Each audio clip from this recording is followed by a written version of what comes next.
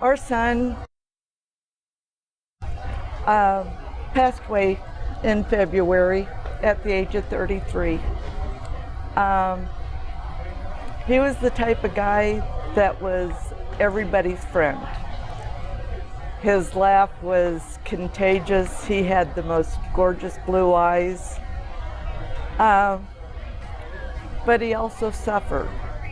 He suffered with bipolar mental illness his entire life since he was a child. But he wasn't a drain on society. He always had a job. He knew he had a job and he worked hard. He is, like I said, everybody's best friend. The fun uncle is what the nieces and nephews would call him. But those type of people are usually the ones that silently suffer. The ones that are always out there trying to take care of everybody else and trying to make sure everybody else is happy. Those are the ones that they do it because they know the feelings of loneliness and hurt and abandonment.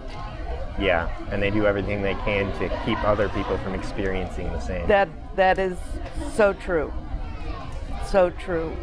And so in February, came and spent the entire day with his dad and I, just talking and laughing, and we were making plans for the future. He and his dad actually booked a fishing trip together, and we went out to supper that night with my sister, and he didn't want to go with, and he had just had foot surgery, so we went out to supper, and when we got back, he was sleeping. And went to check on him, and my husband asked me to go back in and rewrap his foot, an RN. And so I went in and rewrapped his surgical site on his foot and told him that I loved him, and he said, "Thank you, Mom." He says, "I love you too." And we had a secret code for when he would be depressed, and I would say that I love you, and he would say, "I love you too," and I'd say, "I love you more." And he would always answer with the word "so," like "so," and that was my go-to word to know that he was going to be okay. Yes, he's depressed, but he's going to be okay. That was the last text I got from him. And my husband went to bed, and I sat up to watch TV for a little bit, and I had noticed that the bedroom light had gone on, and I didn't think too much of it. And 45 minutes later, I went to go check on him, and I walked in, and he had hung himself. And that image is burned into my memory. It doesn't flash back as much as it once did. Yeah. But when it does, it hurts. It hurts so much. And so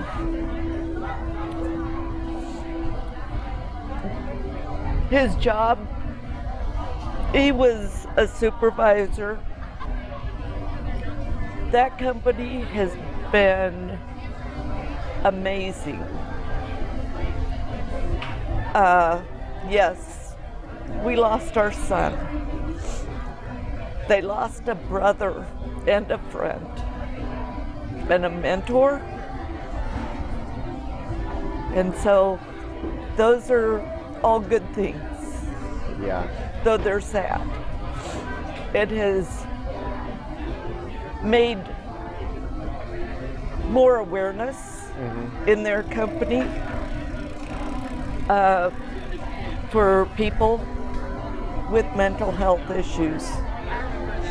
It's not that they weren't proactive before, but they are more proactive. Yeah.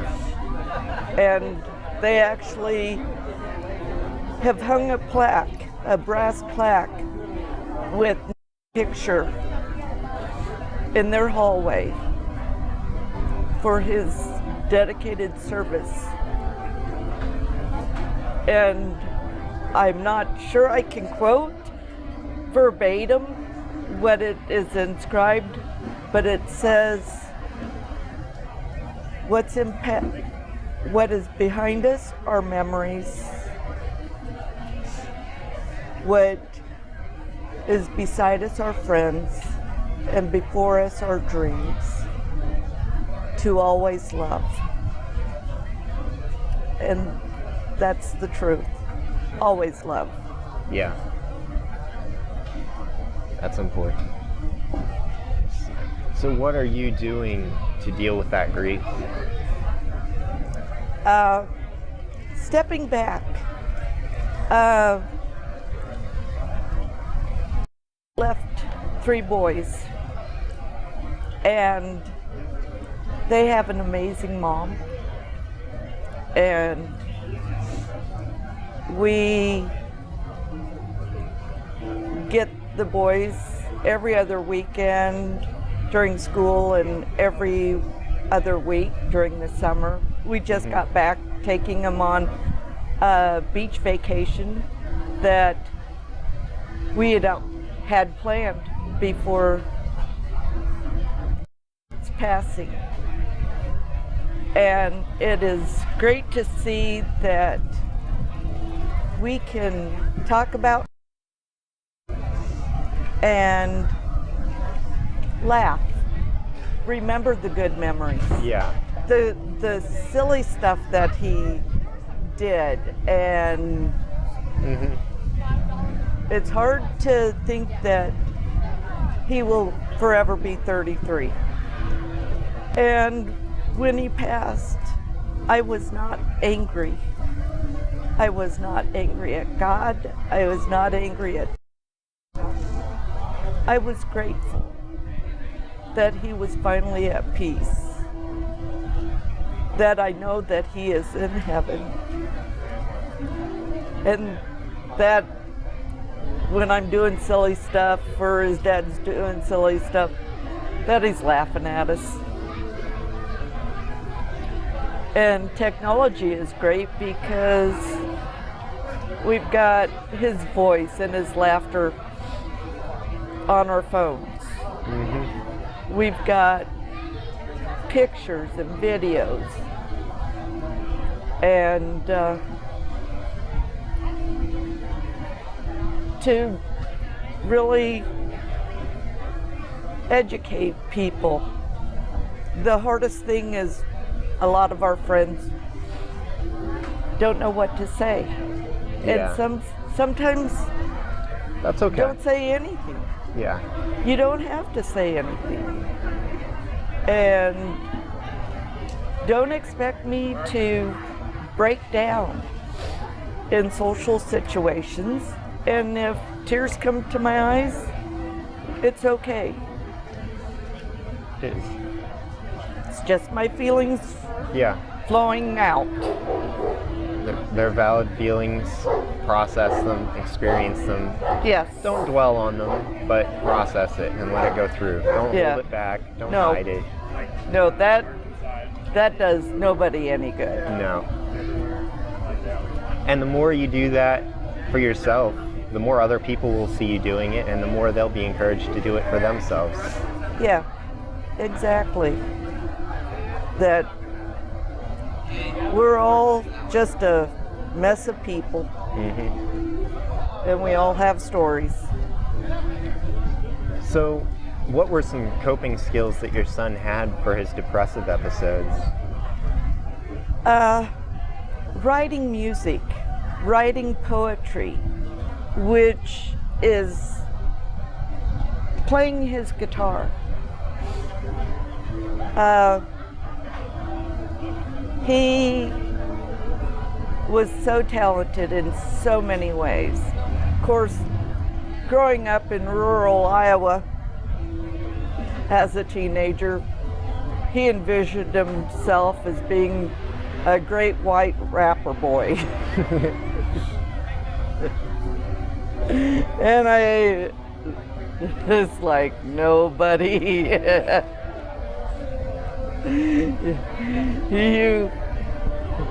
Sorry.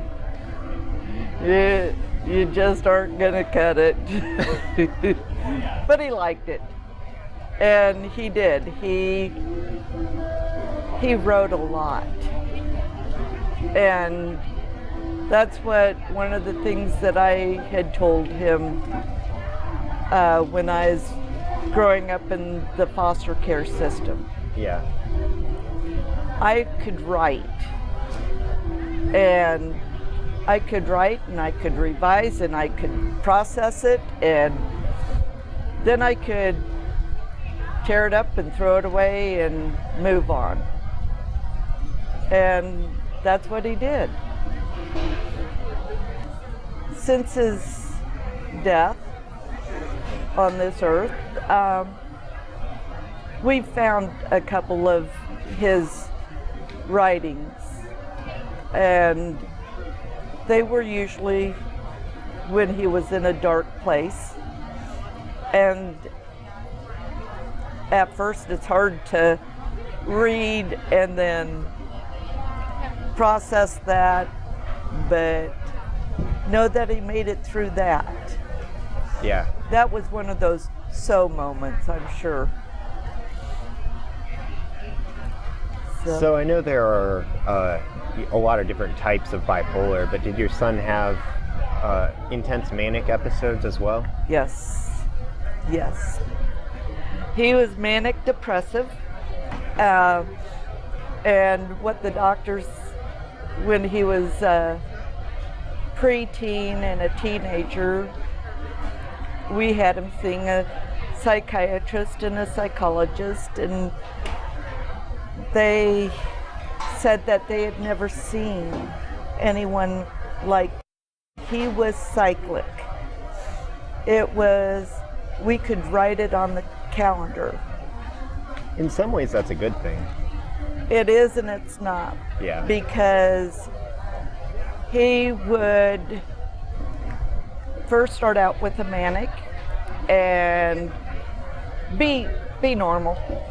You know, just high energy kid out there doing this, doing that. And after about a week, you saw him start having some anger issues and not sleeping as well. And then by the last 2 days, I mean, he was like a caged bear. He was angry and lashing out, and just, you could tell that the inside of his body, he just wanted to explode. And on the 14th day, just something would trigger like a light switch. Yeah. And he would explode, and within an hour he was on the ground sobbing, feeling hopeless, helpless, alone, scared. And we would sit there and pick up the pieces, literally and figuratively, and we'd start all over. And so, yeah. Sounds like you've learned a lot. I have from him. And because when I'm an RN, and when I didn't go become an RN until I was in my 40s, and the boys were teenagers. And I was doing my psych rotation. And I was at the hospital in Iowa doing it, and the very first day after our, I can't even think of the word. Anyway, my instructor came up to me and she said, "You absolutely amaze me." And I said, "Why?" She said, "You never batted an eye." Said all the other students stood with their backs to the wall, just kind of staring at the patients, and you're out there talking and trying to get them to interact with you. And I just looked at her and I said, "It's just like home, just more of them." And there was never more true words.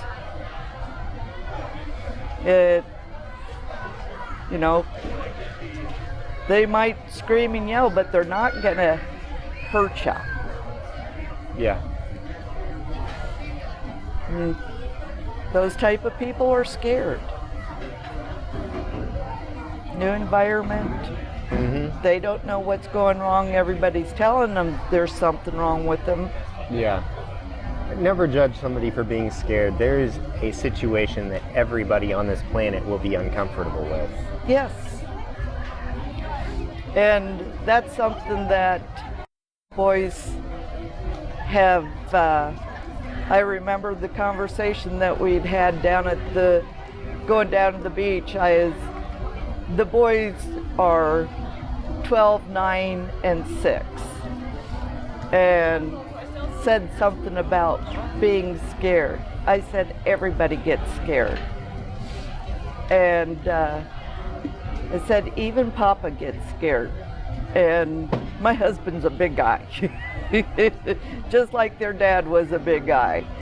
And said, really? I said, yes.